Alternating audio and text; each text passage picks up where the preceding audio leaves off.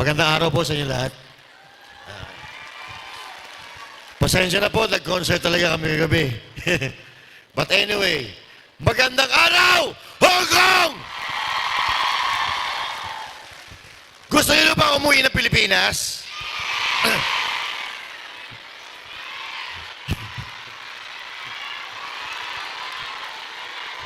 Mag-ipon muna kayo. Mag-ipon. Oo, para magpang-uwi. Anyway, kaya naman po tayo, kayong mga OFW, kaya po kayo nandito sa Pilipinas tuloy. Sa Hong Kong or sa iba't ibang panig ng bansa dahil mahirap po sa atin. Mahirap po ang Pilipinas. Wala tayong may pakain sa ating pamilya. Kaya po tayo ay lumalabas para magsakripisyo para sa ating pamilya. Kaya naman po tayo tinatawag. Kami po ay saludo sa inyo dahil kayo po talaga ang mga tunay na bayani sa Pilipinas. No? Hindi yung mga politiko. And of course, gusto kong i-acknowledge po lahat na nandito sa ating harap dahil sa pagbibigay ng oras para makapunta dito at makausap ang ating mga kababayan sa Hong Kong. Magandang araw po sa inyo lahat. At kumustahin po natin yung maraming tao na nandyan po sa labas na hindi makapasok. Kabayan po natin sila sa labas. Yan. So, nung tinanong ko po kayo kung gusto niyo na umuwi, siyempre lahat naman po tayo. Gusto na natin umuwi sa sarili nating bansa. Kaya lang ang problema, wala po tayong maayos na trabaho.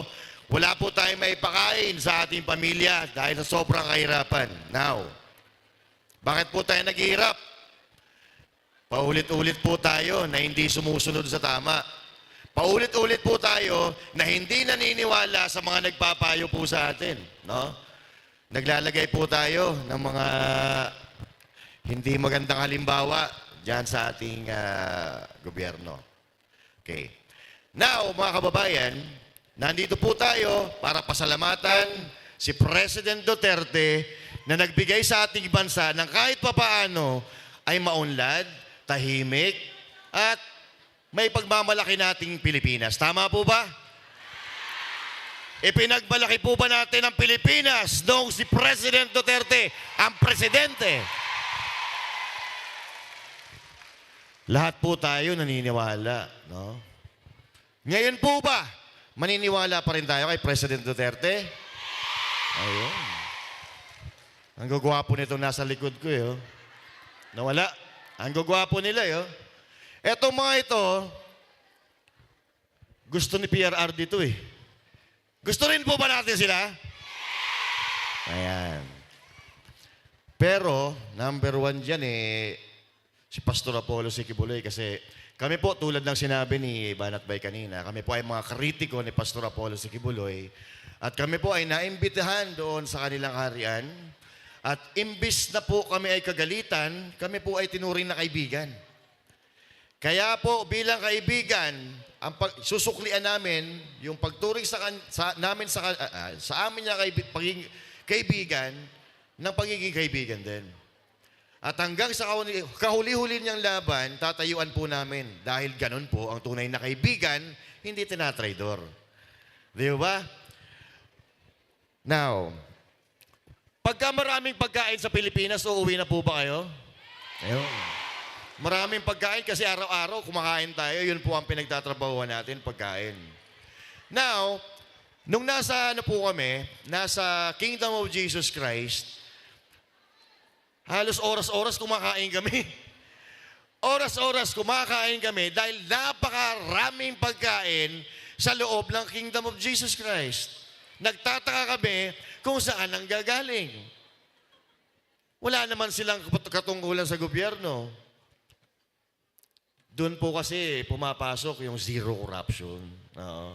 Zero corruption. Naniniwala po ba kayo na yung gobyerno natin kayang pakainin ang buong Pilipinas kahit sa loob pa ng isang taon? Napakarami po ng pera natin. Napakarami ng pera natin sa Pilipinas. Okay. I-acknowledge po muna natin si Attorney Jimmy Bondok. Yan. Ano ba?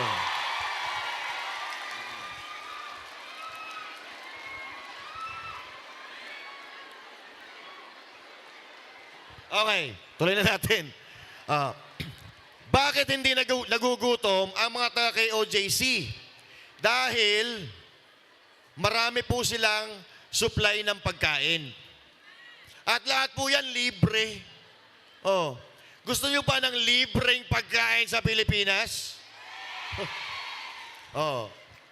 Now, magpipili lang po tayo, maghanap lang po tayo ng matino. Okay? At pasalamatan din po natin, no, yung pagiging magkaibigan ni Pastor Apollo Sige Buloy at ni President Duterte. Naniniwala po ba kayo na malaki ang impact ni Pastor Apollo Sige Buloy kay PRRD? Dahil sa mahabang panahon, si Pastor Apollo Kibuloy po ay naging spiritual counsel ni Pangulong Duterte. Sa tingin ko, bilang isang tao, si Pastor Apollo Kibuloy ay naging bahagi ng tagumpay ni President Duterte.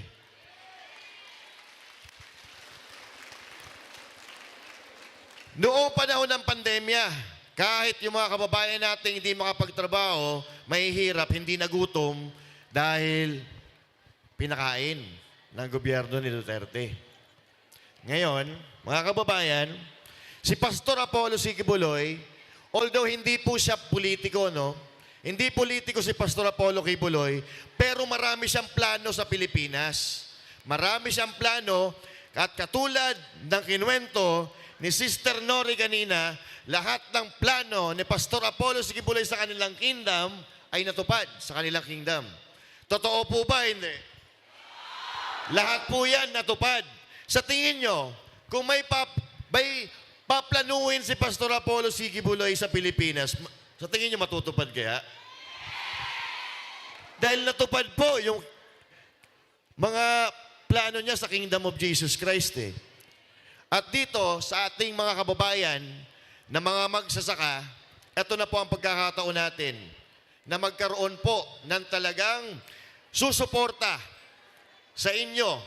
Walang iba kundi si Pastor Apollo Sige Buloy. Dahil si Pastor Apollo Kibuloy ay gagawin niya, meron siyang solusyon eh. Rice to rice. Ibig sabihin, yung palay natin, palalaguin natin. At pumapasok na naman dyan yung zero corruption eh.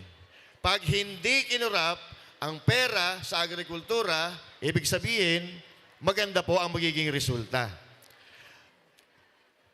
At ang solusyon dyan ni Pastor Apollo Kibuloy ay magandang pamamahala at magandang pakikipag-ugnayan sa mga magsasaka at doon po sa mga dealer, rice, retailer. At siyempre, isa sa mga plano ni Pastor Kibuloy po ay bibilhin niya lahat po ng mga produktong bigas ng mga magsasaka. At hindi po dyan, marami pong mga batas na umiiral sa Pilipinas ngayon pero hindi po natutupad. Ano? Katulad ng mga libreng mga abono at suportang pinansyal sa ating mga magsasaka. Now, kung ang Kingdom of Jesus Christ, patagumpay nila na napapakain ang kanilang mga miyembro, sa tingin ko po, si Pastor Apollo Sige Buloy, magagawa yan sa buong Pilipinas. Dahil po, lahat po ng problema sa Pilipinas, meron pong solusyon, hindi lang po talaga sinasapuso ng dapat na sumusolusyon po dito. Alam niyo po, si Pastor Apollo Kibuloy ay katulad ni Banat Bay kanina. Ako po, patatawag ko si Pastor Apollo Kibuloy na adik. Si Pastor Apollo Kibuloy ay adik sa kalinisan, adik po sa kasipagan, at adik po sa pagmamahal sa Pilipinas nating mahal. Nakikita naman po natin yan, no? Nakikita naman po natin yan mula noong umpisa at hanggang sa ngayon po. Now, inaawit po namin sa inyo. Hindi po kami humaharap dito para suportahan ng politiko.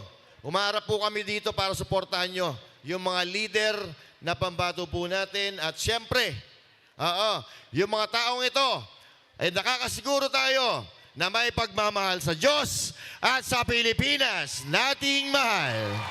Maraming salamat po. Maraming salamat.